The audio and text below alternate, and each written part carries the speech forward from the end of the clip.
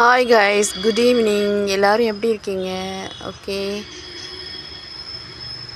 எல்லாருக்கும் இனிய மாலை வணக்கம்.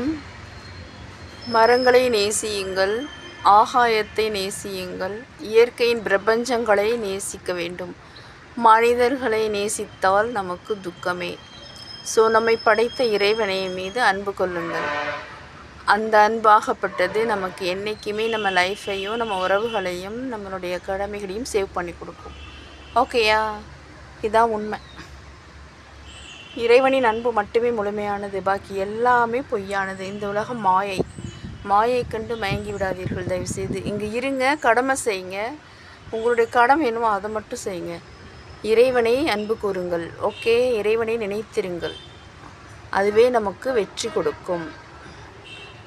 நம்மக்கிட்ட திருப்பி கொடுக்கறது இறைவனின் அன்பு மட்டுமே. பாக்கி எல்லாம்